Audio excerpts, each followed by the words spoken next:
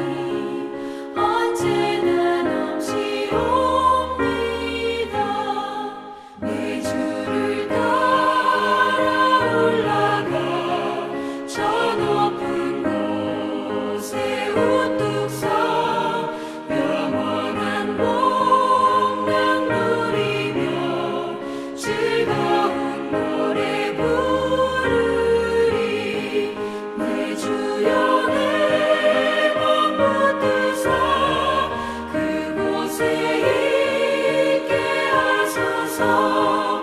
그곳은 빛과 사랑이 언제나 넘치옵니다.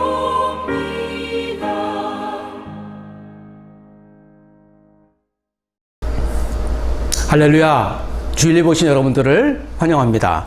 오늘 이 시간 다 같이 사도신경으로 신앙 고백하며 하나님 앞에 예배로 나가겠습니다. 나는 전능하신 아버지 하나님, 천지의 창조주를 믿습니다. 나는 그의 유일하신 아들 우리 주 예수 그리스도를 믿습니다. 그는 성령으로 잉태되어 동정녀 마리아에게 나시고 본디오 빌라도에게 고난을 받아 십자가에 못 박혀 죽으시고 장사된 지 사흘 만에 죽은 자 가운데서 다시 살아나셨으며 하늘에 오르시어 전능하신 아버지 하나님 우편에 앉아 계시다가 거기로부터 살아있는 자와 죽은 자를 심판하러 오십니다.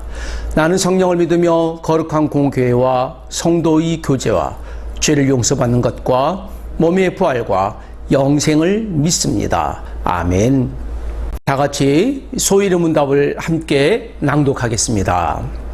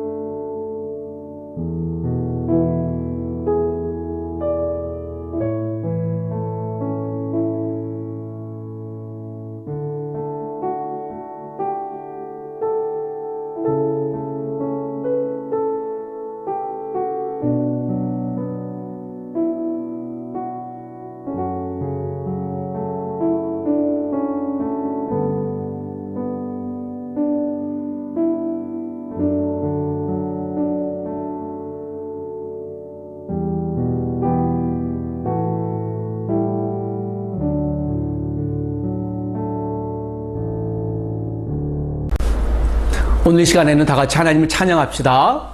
주님을 높이겠습니다.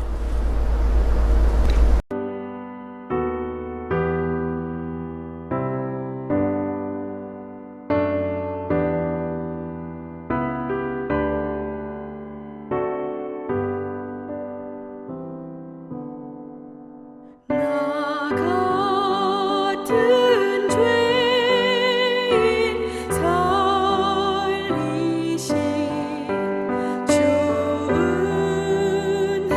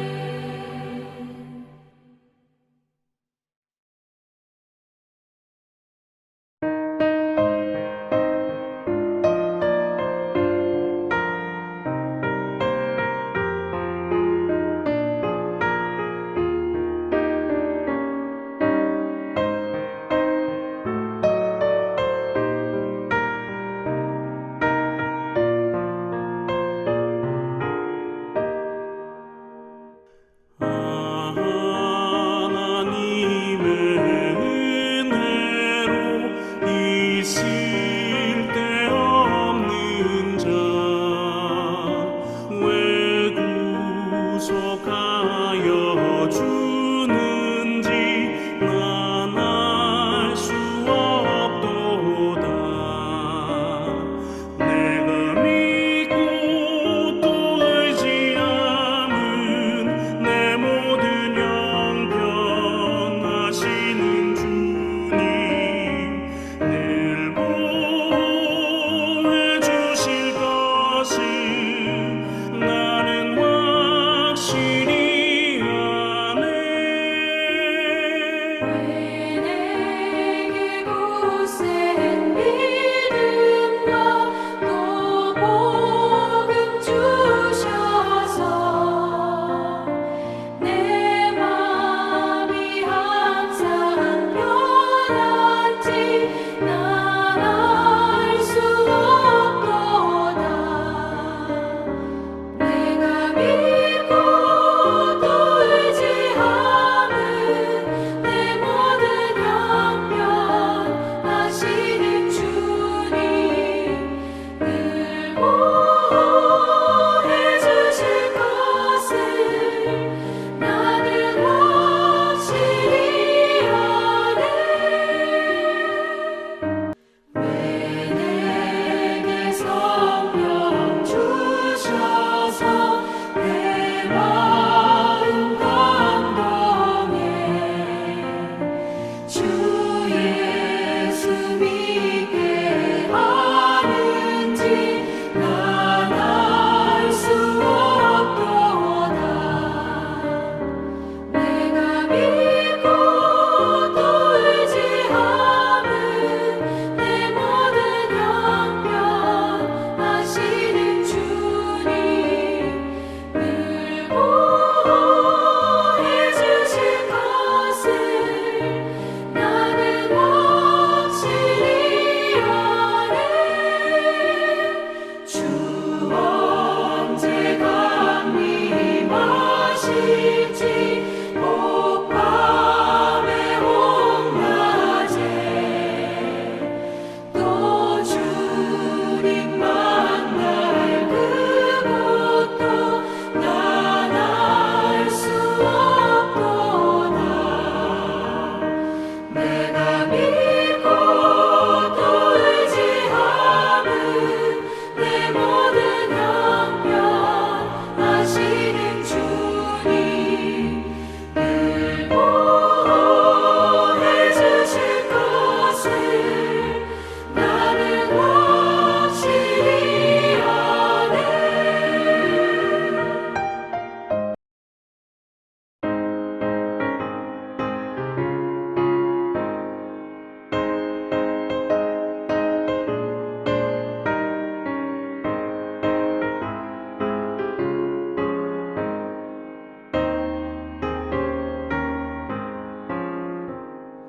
구주의 십자가 보혈로 죄 씻은 받기를 원하네.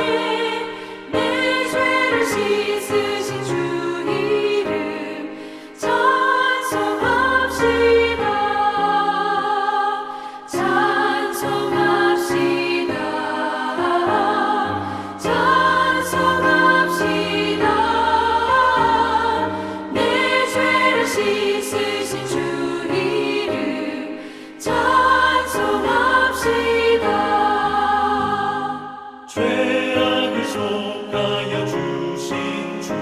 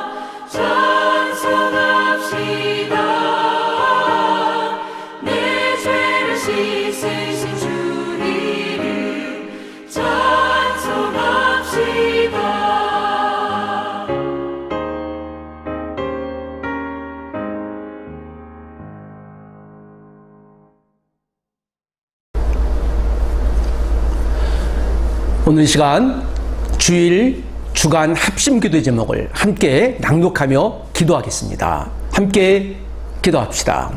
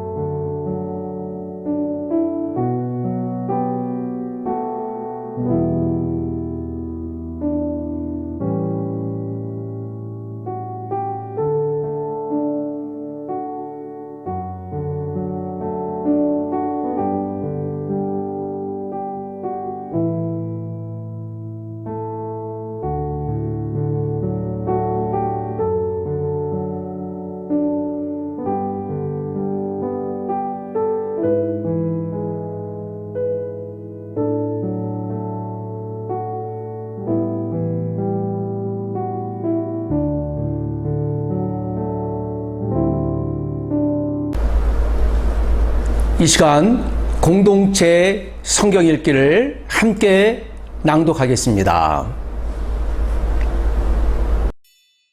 제10장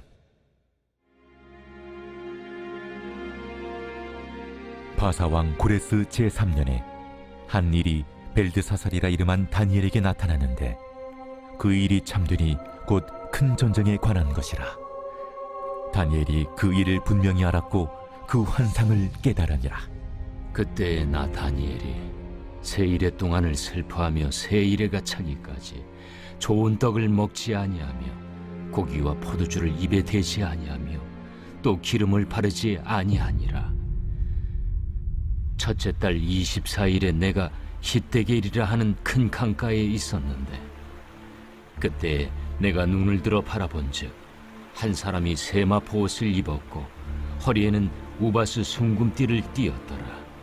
또 그의 몸은 황옥 같고 그의 얼굴은 번갯빛 같고 그의 눈은 횃불 같고 그의 팔과 발은 빛난 놋과 같고 그의 말소리는 무리의 소리와 같더라.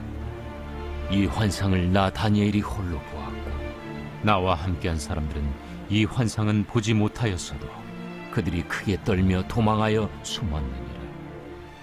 그러므로 나만 홀로 있어서 이 큰 환상을 볼 때에 내 몸에 힘이 빠졌고 나의 아름다운 빛이 변하여 썩은 듯하였고 나의 힘이 다 없어졌으나 내가 그의 음성을 들었는데 그의 음성을 들을 때 내가 얼굴을 땅에 대고 깊이 잠들었느니라. 한 손이 있어 나를 어루만지기로 내가 떨었더니 그가 내 무릎과 손바닥이 땅에 닿게 일으키고 내게 이르되 큰 은총을 받은 사람 다니엘아, 내가 내게 이르는 말을 깨닫고 일어서라. 내가 내게 보내심을 받았느니라. 그가 내게 이 말을 한 후에 내가 떨며 일어서니 그가 내게 이르되 다니엘아, 두려워하지 말라.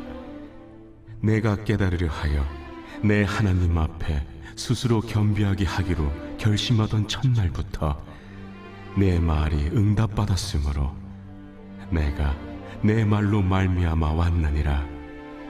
그런데 바사 왕국의 군주가 21일 동안 나를 막았으므로 내가 거기 바사 왕국의 왕들과 함께 머물러 있더니 가장 높은 군주 중 하나인 미가엘이 와서 나를 도와주므로 이제 내가 마지막 날에 내 백성이 당할 일을 내게 깨닫게 하러 왔노라. 이는 이 환상이 오랜 후의 일입니다. 그가 이런 말로 내게 이를 때에 내가 곧 얼굴을 땅에 향하고 말문이 막혔더니 인자와 같은 이가 있어 내 입술을 만진지라. 내가 곧 입을 열어 내 앞에 서 있는 자에게 말하여 이르되 내 주여, 이 환상으로 말미암아 근심이 내게 더함으로 내가 힘이 없어졌나이다. 내 몸에 힘이 없어졌고 호흡이 남지 아니하였사오니 내 주의 이 종이 어찌 능히 내 주와 더불어 말씀할 수 있으리까 하니 또 사람의 모양 같은 것 하나가 나를 만지며 나를 강건하게 하여 이르되 큰 은총을 받은 사람이여, 두려워하지 말라. 평안하라. 강건하라. 강건하라. 그가 이같이 내게 말하매 내가 곧 힘이 나서 이르되 내 주께서 나를 강건하게 하셨사오니 말씀하옵소서. 그가 이르되 내가 어찌하여 내게 왔는지 내가 아느냐. 이제 내가 돌아가서 바사 군주와 싸우려니와 내가 나간 후에는 헬라의 군주가 이를 것이라. 오직 내가 먼저 진리의 글에 기록된 것으로 내게 보이리라. 나를 도와서 그들을 대항할 자는 너희의 군주 미가일 뿐이니라. 주간 주요 소식을 알려드리겠습니다.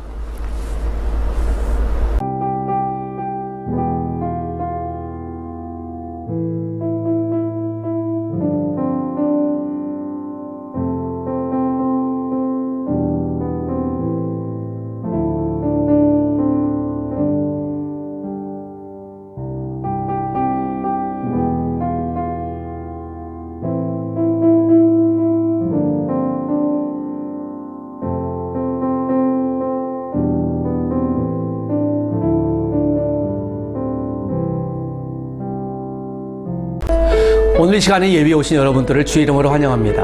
우리 다 같이 하나님을 찬양합시다. 서로를 또 환영합시다.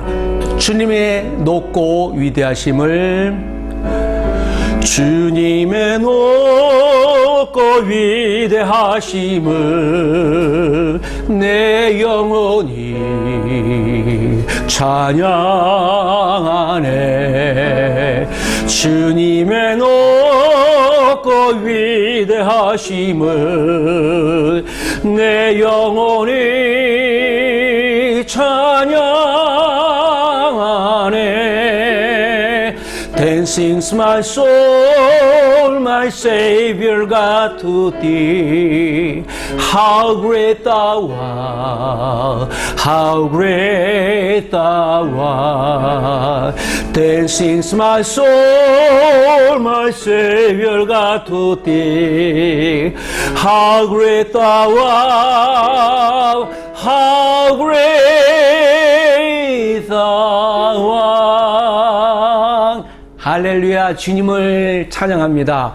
여러분을 환영합니다. 잘 오셨습니다. 자, 오늘 하나님 주시는 말씀 같이 보겠습니다. 오늘 주시는 말씀은 마태복음 12장에 있는 말씀입니다. 성경을 다 같이 펴주시길 부탁드리고 우리 한 절씩 나누어 읽겠습니다. 마태복음 12장 9절에서 15절까지 있는 말씀입니다. 제가 9절을 먼저 읽습니다. 거기에서 떠나 그들의 회당에 들어가시니 한쪽 손 마른 사람이 있는지라 사람들이 예수를 고발하여 물어 이르되 안식일에 병 고치는 것이 옳으니까? 예수께서 이르시되 너희 중에 어떤 사람이 양 한 마리가 있어 안식일에 구덩이에 빠졌으면 끌어내지 않겠느냐? 사람이 양보다 얼마나 더 귀하냐? 그러므로 안식일에 선을 행하는 것이 옳으니라 하시고 이에 그 사람에게 이르시되 손을 내밀라 하시니 그가 내밀매 다른 손과 같이 회복되어 성하더라. 바리새인들이 나가서 어떻게 하여 예수를 죽일까 의논하거늘 예수께서 아시고 거기를 떠나 가시니 많은 사람이 따르는지라 예수께서 그들의 병을 다 고치시고. 아멘. 네, 15절까지 있는 말씀 함께 나눴습니다. 늘 그렇진 않지만 우리가 선한 일을 하다 공경에 또 이걸 함정이라고 하죠. 여기에 빠질 경우도 있습니다. 여러분 착하고 선한 일을 열심히 하시다 오히려 욕을 먹거나 또 사람들에게 오해를 샀던 일이 있으신가요? 자, 오늘 본문은 예수님이 선하고 아름다운 귀중한 일을 하셨지만 공경에 빠졌던 한 스토리가 등장합니다. 예수님이 공경에 빠졌을 때 어떤 태도를 취하셨을까요? 어떻게 반응했을까요? 여러분 9절에서 13절까지를 한 번 더 좀 빠른 속도로 같이 읽어보겠습니다. 다 같이 시작. 거기서 떠나 그들의 회당에 들어가시니 한쪽 손 마른 사람이 있는지라 사람들이 예수를 고발하려 하여 물어 이르되 안식일에 병 고치는 것이 옳으니까? 예수께서 이르시되 너희 중에 어떤 사람이 양 한 마리가 있어 안식일에 구덩이에 빠졌으면 끌어내지 않겠느냐. 사람이 양보다 얼마나 더 귀하냐. 그러므로 안식일에 선을 행하는 것이 옳으니라 하시고. 자, 이것이 예수님과 바리새인들과 그 유명한 안식일 논쟁입니다. 이 당시에는 안식일, 금요일 해질 때부터 토요일 해질 때까지를 안식일로 지켰습니다. 아무것도 하지 않는 일입니다. 노동하지 않습니다. 지금도 유대인들은 그렇습니다. 율법이 그런 것이에요. 안식일에 손을 사용하면 안 되고 노동하면 안 되고 이런 것이 516가지 기준이 있습니다. 근데 여러분, 안식일은요, 하나님이 만드신 기준날이에요. 그 율법이 지키는 것이 정당하죠. 자, 안식일 논쟁. 하나님이 우리에게 주신, 인간에게 주셨던 이 당시에 율법을 지키지 않는 예수 그리스도의 행동을 보고 율법 지도자들이 예수님을 힐난합니다. 힐난한 내용 그 자체는 틀리지 않아요. 그러나 오늘 이 본문 가운데 안식일 논쟁이라고 그랬지 않습니까? 지금 우리 얘기하면, 쉬운 일을 하면 주일 논쟁이라고 볼 수 있죠. 주일날 일을 하는 것이 옳으냐, 아니면 주일날 하나님 앞에 나와 예배하는 것이 옳으냐. 쉬운 이해를 듣습니다. 자, 다시 이건 율법이라고 그랬습니다. 율법을 이 당시에 어겼으면 율법이 얘기하는 처벌이 있어요. 그런데 오늘 본문에 있는 것은 단순히 율법을 어기는 것 말고 사람들이 예수님을 함정에 빠뜨리려고 하는 계획이 있었다는 것을 우리가 본문을 통해 알 수 있을 것입니다. 자, 예수님이 알고서도 함정에, 곤란에 빠지신 것 같습니다. 이 곤란을 빠져나오지 않으면 예수님이 하는 모든 일이 문제가 발생이 돼요. 자, 예수님이 곤란을 어떻게 극복하셨을까요? 9절 10절에 보니 한 손마른 사람이 등장합니다. 똑같은 본문을 의사였던 누가가 기록하는데요. 누가는요, 정확히 누가복음 6장의 본문을 오른손이 마른 자, 오른손을 사용하지 못하는 자라고 기록합니다. 자, 오른손을 사용하지 못하는 자니까 의사였기 때문에요, 정확히 기록했던 것 같습니다. 오른손을 아직 사용하지 못하는 상황이다 보니 손은 존재하나, 그래서 근육 위축증, 근육이 마르는 거잖아요. 근육이 문제가 있으니까 손이 굉장히 말랐다라고 하는 것은 성장개비처럼 아주 가늘게, 그러니까 사용이 안 되는 거예요. 근데 장애인인 것이죠. 한쪽 손 마른 사람이 있습니다. 사람들이 예수를 고발하여 물어 이르되, 그러니까 고발하려고 그랬어요. 자, 한 단어가 등장합니다. 율법사들이 예수 그리스도를 지금 시험하려고 하는 거예요. 안식일에 병 고치는 것이 옳습니까? 라고 물어요.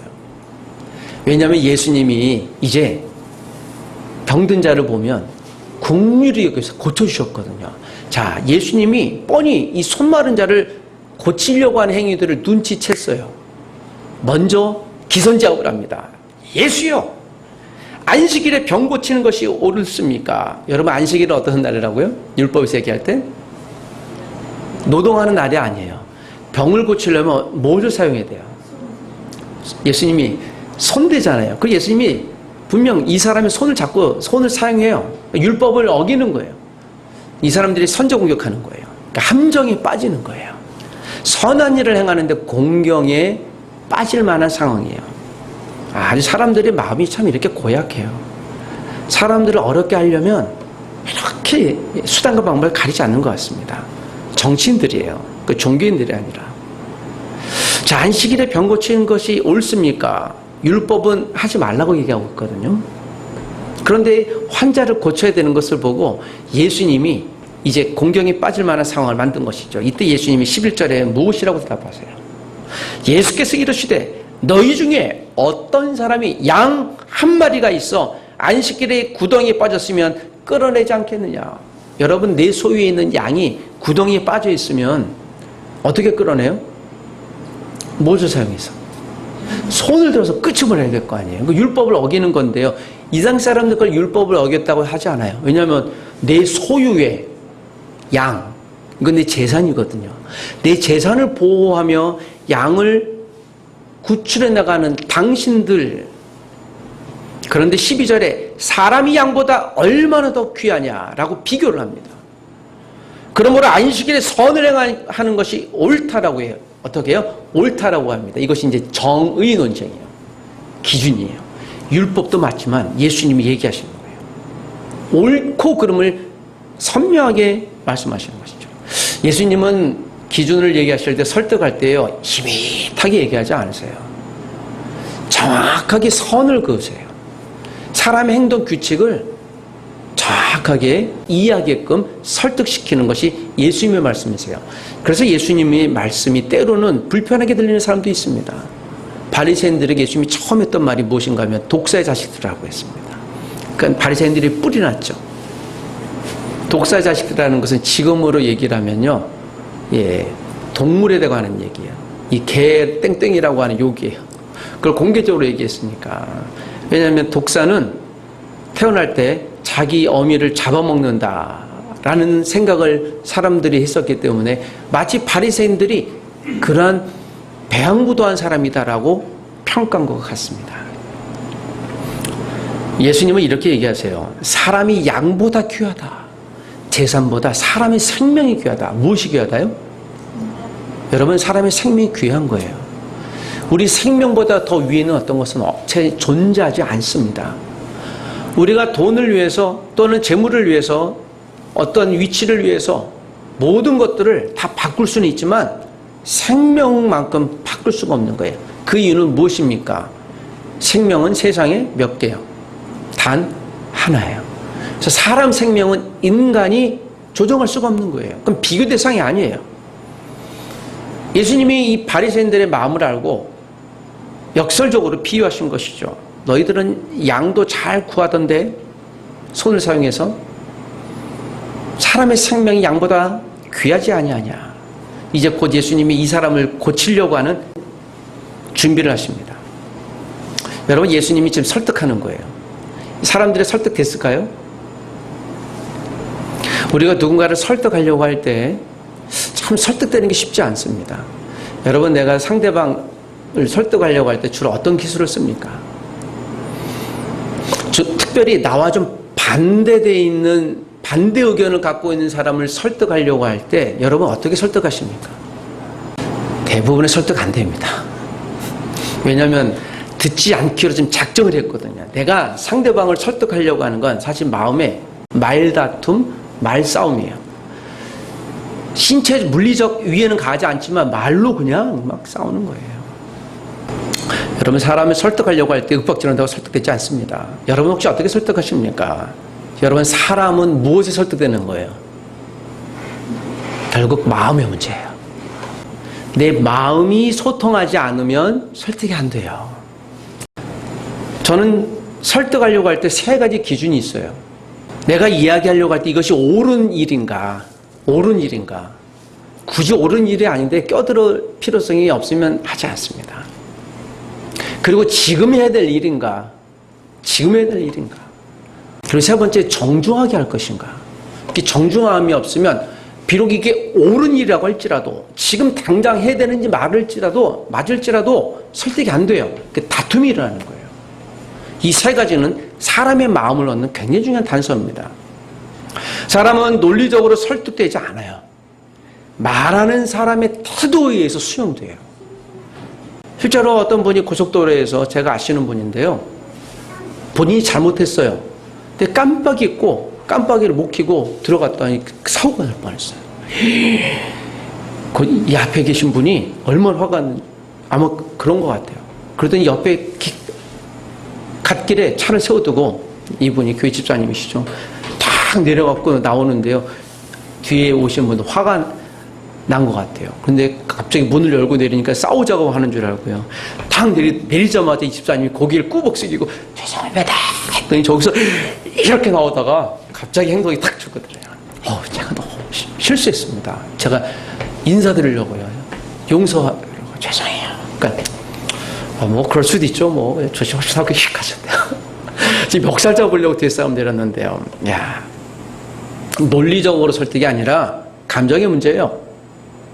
여러분, 말하는 사람이 결국 태도는 그의 비언어적인 행동에 의해 나타나는 거예요. 여러분, 오늘도 우리도 누군가를 설득하려고 할 때 그러므로 우리의 마음의 태도, 우리의 자세가 무엇인지 잘 살펴야 될 점이 있습니다. 오늘 바리새인들이요, 말하는 태도가요, 영 거칠어요. 예수님을 함정에 몰아넣으려고 해요. 이때 여러분, 예수님 보십시오. 예수님은 논리적으로 설득하는 것 이외에 감정적인 반응하지 않으세요. 여러분, 말하는 여러분들이 양 한 마리와 사람 생명 가운데 무엇이 중요하겠습니까? 그러니까 논리적으로 답을 못해요. 여러분, 감정적으로 반응하는 사람 앞에 논리적인 설득 이겨요. 감정적인 반응 앞에 감정적으로 반응하면 둘 다 져요. 그때 여러분, 전전두엽, 이게 이성을 담당하는 뇌 기능이잖아요. 전전두엽이 하나님의 빨리 은혜를 받도록 기도하셔서 모든 것을 논리적으로 설득하려고 하세요. 실제로 그렇습니다. 바리새인들이 예수님이 손 마른 자를 고치실 것을 보고요, 사전에 지금 손 마른 자, 즉 장애에는 관심이 없어요. 어떻게 하면 이 예수를 없애려고 하는 건가? 그러면서 바리새인은 정말 악당들이에요. 지금 이렇게 불구자가 된 장애인들을 고치려고 하는 것을, 예수님을 함정해 놓고 이것도 방해하려고 하는 거죠. 여러분, 예수님이 공경에 빠졌을 때 했던 행동을 기억하십시오. 예수님의 기준을 잘 보십시오. 우리 그리스도인의 그러므로 행동의 기준은 무엇입니까? 저는 오늘 예수님의 행동에서 우리가 본보기를 찾아야 된다고 믿습니다. 비록 우리가 함정에 빠뜨리려는 사람이 있을지라도 여러분, 우리가 믿음을 지키십시오. 그리고 이성을 지키십시오. 사소한 문제로 시작해서 불과 같은 관계가 깨지는 경우 많잖아요. 다 무엇의 문제입니까? 태도의 문제예요. 자, 오늘 예수님께서 또 우리에게 주시는 말씀이에요. 우리가 그리스도인들이 어떻게 사람들을 설득할 수 있을까? 우리가 공경에 빠졌을 때 우리의 태도는 어떠해야 될까? 여러분, 두 번째 메시지 14절에서 15절입니다. 다 같이 시작. 바리새인들이 나가서 어떻게 하여 예수를 죽일까 의논하거늘 예수께서 아시고 거기를 떠나가시니 많은 사람이 따르는지라 예수께서 그들의 병을 다 고치시고. 예수님이 하시는 말씀을 기억하십시오. 특별히 13절에 보니까 오늘 바리새인들의 논중에 함정에 예수님이 굴하지 않고요, 13절에 이에 그 사람에게 이르시되, 즉 손마른 자의 오른손 근 위축증이 있는 사람에게 이르시되 손을 내밀라 하시니 그가 내밀매 다르순과 같이 회복되어 성하더라, 고쳐졌더라예요. 그럴 때 이 바리새인들이 어떻게 예수를 죽일까 의논합니다. 작전 실패. 여기서 여러분, 13절 한 절은 오늘 예수님이 주목하고 있는, 예수님이 마땅히 해결해야 될 한 사람과의 그의 대화 가운데 우리가 놓치지 말아야 될 중요한 메시지를 담고 있어요. 지금 바리새인과 예수님이 논쟁처럼 보이는데요, 이 논쟁 자체를 하지 말고요, 이 상황에서 가장 중요한 사람이 누구예요? 시급히 문제를 해결해야 될 사람은 누굽니까? 손 마른 자예요. 잘 보십시오. 손 마른 자는 이게 작동하지 않잖아요. 그런데 예수님이 뭐라고 하세요? 손을 내밀라고 하세요. 손을 못 움직이는데 손을 내밀라고 하세요. 이게 좀 논리성이 안 맞아요. 손을 못 쓰는데, 못 걷는데 걸어오라고, 나한테 걸어오라고 얘기를 해요. 말을 못 하는데 기도 제목이 뭐야 라고 얘기해 보라고 하세요. 보지 못하는데 나를 뚜렷이 보라고 얘기하시는 거예요. 이게 역설인 거예요. 근데 무슨 얘기죠? 왜 예수님이 이렇게 요구하시는 것이죠? 지금 예수님이 손을 잡고 들어서 고쳐주시면 괜찮은데요, 손을 들으라고 하세요. 나에게 손을 들라. 그가 내밀매 회복이 된 거예요. 예수님이 터치하셨는지 본문은 기록하지 않지만 이 손 마른 자가 예수님의 말씀에 순종하니까 회복이 된 거예요. 자, 여기서 오늘 바리새인들, 즉 예수님을 협박하는 사람들과 함께 손 마른 자는 두 비유를 우리에게 주시는 말씀인 거예요. 예수님은 누구예요? 율법의 창조자예요. 율법의 주인이에요. 그 율법을 지키든 안 지키든 예수님은 해당 사항이 안 돼요. 사람들은 예수를 메시아로 보지 않았기 때문에, 오늘 인간 예수로 봤기 때문에 율법을 어기어서 함정에 빠뜨리는 계획을 세웠죠. 그러나 손 마른 자, 이 당시에는 대중 앞에 나타나지 못하는 하나님의 저주를 받은 자라고 장애인들이 그렇게 일컬었습니다. 사람들에게 격리되고 소외됐던 그 사람은 예수 그리스도를 창조주로 보고 손을 불가능한 상황에서 손을 내밀려고 했겠죠. 여러분, 손을 내밀 수 없는 상황인데 내밀려고 하니까 얼마나 당황했겠어요. 이 상황은 뭐지?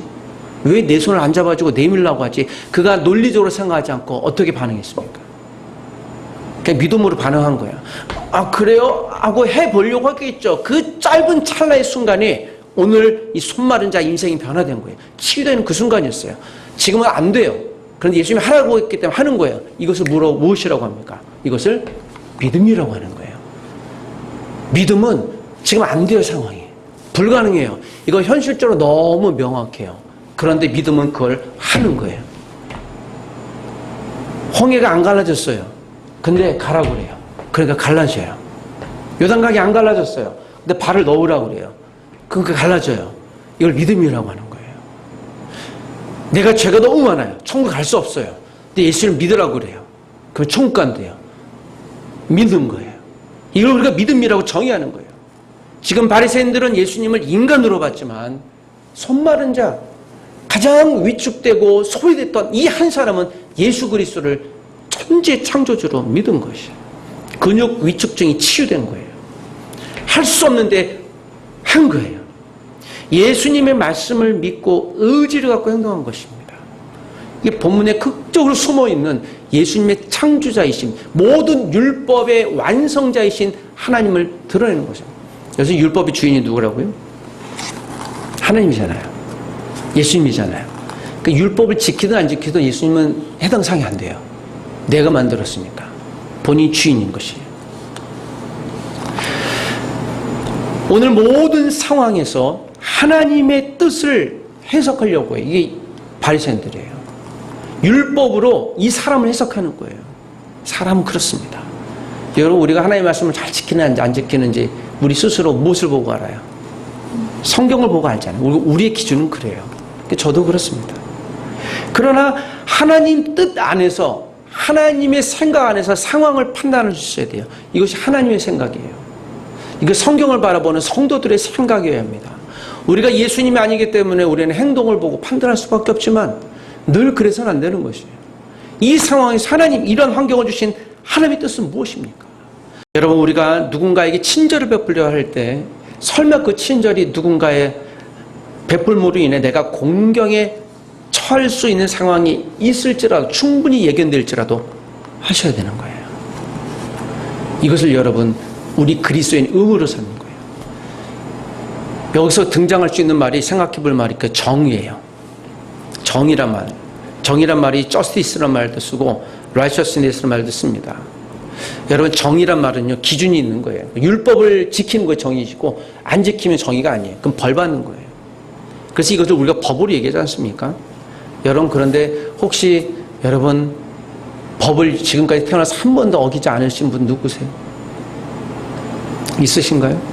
없잖아요. 정의의 기준을 대면 다 죽어요.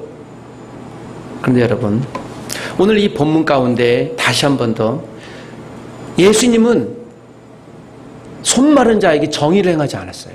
그런데 이것을 회복시키신 것은 이 사람이 뭘 잘했기 때문이 아니라 무엇인 거예요? 단지 예수님의 은혜예요. 이걸 은혜라고 합니다. 여러분, 우리가 정의로운 그리스도인이 되어야 되겠지만 우리는요, 은혜로운 그리스도인이 되어야 되는 거예요. 여러분, 조나단 에드워드의 책을 이렇게 소개합니다. 1700년대에 우리의 그리스도인으로 소개합니다. 조나단 에드워드는 지금도 전 세계 그리스도인들이 가장 존경하는 청교도 그리스도인으로 알려져 있습니다. 이 조나단 에드워드, 이분이 하셨던 가장 위대한 사역 중에 하나가 바로 기도 합주회를 만들었던 것이에요. 이 조나단 에드워드를 많이 배우시길 부탁드립니다. 전 미국 대륙을, 유럽 대륙을, 영국을 이분이 정말 불같은 메시지로 변화시켰어요. 그리고 이분들의 선진들의 메시지를 받고 헌신대 갖고 오셨던 분이 한국에 선교사로 처음 오셨던 분들이에요. 제물포항에 오셨던 분들이에요. 아펜젤러 언더 같은 분들이에요.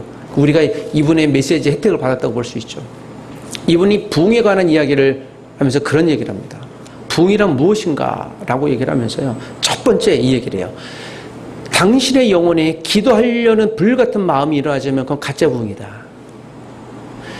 기도하려고 하는 불같은 마음이 일어날 때 비로소 하나님의 부흥이 출발이 일어나니, 우리가 부흥하면 많은 사람들이 모여 함께 찬양하고 예배하는 것을 의미하는데요.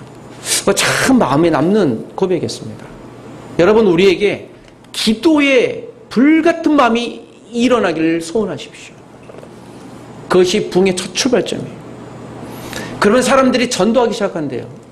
조나단 에드워드 목회자의 말씀을 하면 불같은 기도의 마음이 일어나니 영혼이 보기 시작하는 거예요. 마치 예수님처럼 지금 그건 위축 중에 있었던 이 사람을 고치고 싶어하는 영혼에 대한 국민감이 생기는 거예요. 그래서 복음을 전도하게 된다고요. 그러니까 모일 수밖에 없다고 그래요. 그리고 와서 나가서 선교사로 헌신하게 된다고 그래요. 참 동의되는 말이에요. 제가 미국의 휘튼 대학을 참 좋아합니다. 그 그리스도인들의 헌신은 참 존중할 만해요. 휘튼 대학은 1934년, 1943년, 1950년, 1970년, 1995년, 그리고 올해 2023년 지금 6번 정도의 큰 부흥함이 일어났어요. 근데 제가 언급한 횟수를 기억하십시오. 1934년, 1940년, 1943년, 1950년, 1970년, 1995년, 2023년. 여긴 여러분 미션 스쿨이에요. 여기 큰 부흥이 일어났다고 그러잖아요. 기도의 부흥이에요. 몇 년 만에요? 미션 스쿨, 미국에서는 이 대학이 가장 영적인 대학이라고 일컫는 대학도 30년 만에 한 번씩 기도의 부흥이 일어나요. 쉽지 않은 시대라는 거예요. 그런데 그 부흥이 일어날 때마다 굉장히 많은 선교사들이 자발적으로 나왔어요. 특별히 휘튼 대학의 올해도 이야기를 놓고 보면 에즈버리와 휘튼 대학은 늘 항상 같은 부흥의 밭이 일어나는데요. 1995년에도 그랬어요. 1995년 3월 16일 옆에 있는 시카고에 있는 대학 두 학생이 와서 여기서 이렇게 얘기했어요. 우리 좀 기도합시다 하고 불같은 두 사람의 메시지가 이 휘튼 대학에 불을 일으켰네요. 그래서 3월 16일을 예배를 하는데요. 일주일 동안 24시간을 예배한 거예요. 학교를 안 가고. 그게 그 당시 부흥이 있어요. 우리가 이렇게 살아서 되겠느냐라고 했던 것이 휘튼 대학 부흥의 스토리가 책으로 나온 거예요. 제가 이야기하려고 하는 건 휘튼 대학 미션 스쿨이 아니라 부흥을 이끌었던 두 사람이에요. 그리고 이러면 그게 시카고 대학으로 또 다시 흘러가요. 지금도 가보시면 알겠지만 시카고 대학의 휘튼 대학 칼리지 근처에는요, 술집이 없어요. 맥주도 안 팔아요. 장사가 안 되는 거예요. 제 술 먹는 얘기를 하는 게 아니에요. 여러분, 하나님의 부흥은 단 두 사람을 통해 한 대학을, 한 도시를, 거기에서 여러분 일어난 게 1999년에 미국의 프라미스 키퍼스라고 해서요, 미국 아버지들이 불같이 일어나서 우리 다시 가정으로 돌아가자. 아버지들이 일어났어요. 이게 그렇게 흘러가는 거예요. 미국 시대를 변하는 거예요. 지금 안타깝게도 미국은 이제 거의 하나님 믿지 않는 나라가 되는 것 같아요. 왜냐하면 선교 대상지로 지목됐거든요. 미국은 넌크리스천 국가다라고 인정한 거예요. 우리가 선교사 보내요. 사랑하는 가정 여러분, 오늘 저는 예수 그리스도께서 당하셨던 알고 있었지만 선한 공경, 위협에 그가 피하지 않고 믿음으로 반응했었던 한 가지 사실들을 여러분과 함께 나눴습니다. 여러분, 이 시대는 정의를 찾습니다. 그러나 정의의 잣대는 결코 사람을 살릴 수가 없어요. 여러분, 조나단 에드워드 같은 불같은 기도의 사람이 되시길 부탁드립니다.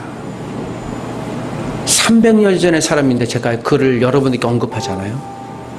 여러분 한 분 한 분의 이름이 300년 뒤에 누군가에게 언급되기를 부탁드립니다. 오늘 여기 있는 우리 교회 성도님들 한 분 한 분들이 조나단 에드워드 같은, 하워드 페인에서 왔던 2명의 대학생 같은 기도의 불을 갖고 계신 분이 되시길 부탁드립니다. 이 땅의 모든 교회들이, 한국 교회가 성장이 안 되고 이제 우리가 더 이상 청년들이, 어린아이들이 주일학교가 없을 것이라고, 이제는 다 소멸될 것이라고 불안스럽게 얘기하지만 우리의 예측일 뿐입니다. 하나님은 기도의 불같은 믿음을 갖고 있는 그 한두 사람을 통해, 한두 교회를 통해 일하실 것입니다. 한국 교회가 쓰임받지 못하면 하나님이 다른 나라를 사용하실 것이에요. 하나님의 역사는 제한되지 않습니다. 단지 기도할 것은 내가 하나님 앞에 하나님이 주신 기도의 볼을 놓칠까, 꺼뜨리지 않을까, 저는 이 거룩한 부담감이, 이 두려움이 저와 여러분에게 있어야 될 줄 믿습니다. 하나님, 내게 기도의 불을 놓지 않게 도와주옵소서. 하나님, 나에게 공격이 빠질지라도 기도의 자리, 예배의 자리를 지킬 수 있는 하나님의 사람이 되게 하여 주시옵소서. 기도하겠습니다.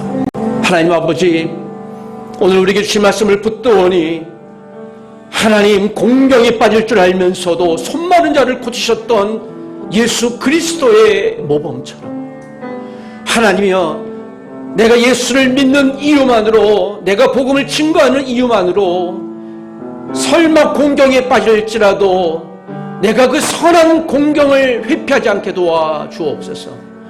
한 생명이 구원받을 수 있고 그가 주의 자녀가 될 수 있다면 인간적인 불편함, 내 주머니가 비어간다는 사실, 그 두려운 사실 앞에서도 주눅들지 않게 도와주시고, 그러나 그 모든 환경을 통치하시고 통제하시는 온 우주의 창조자 되신 하나님의, 예수님의, 성령님의 놀라운 은혜가 결국 하나님의 선하고 아름다운 열매로 우리에게 맺혀 주실 것을 믿게 하여 주옵소서.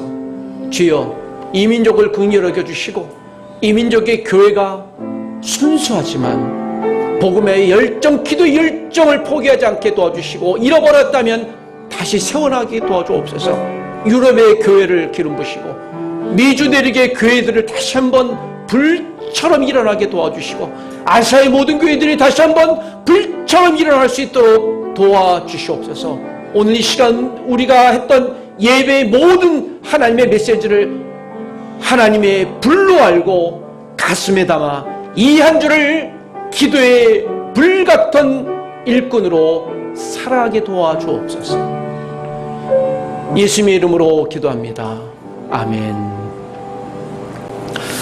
우리 주 예수 그리스도의 은혜와 하나님의 사랑과 성령님의 크신 은혜가 예수 그리스도의 마음의, 믿음의, 헌신의 불을 우리의 마음에 지니고 우리도 그처럼 살아가기를 다시 한번 다짐하여 이 한 주를 설마 내가 공경에 빠지는 한이 있을지라도 예수 그리스도를 닮아가기를 소원하며 그대로 살기를 기대하는 모든 믿음의 가족, 이 땅의 모든 열방의 교회들을 위해 하나님의 은혜와 사랑이 영원토록 함께 있을지어다. 아멘.